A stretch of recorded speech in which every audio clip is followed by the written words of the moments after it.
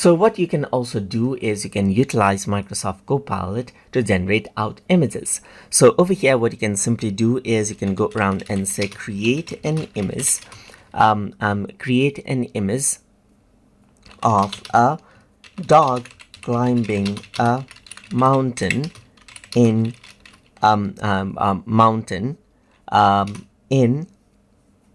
let's say for example oil painting style right here, just like this. So once I go around and press enter right here, it says I'll try to create that right here. So the query actually hints Microsoft Copilot that I'm asking it to actually generate out an image right here, and it says I'll try to create that, and then it generates out image, as you can see right here.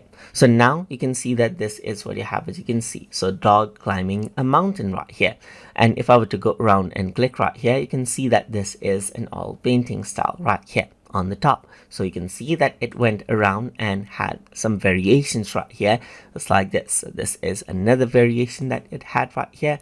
This is another variation that it has, as you can see right here, and so forth. You can go around and tell it to create anything and it'll generate it out for you. So that is how you can go around and generate images by using Microsoft Copilot.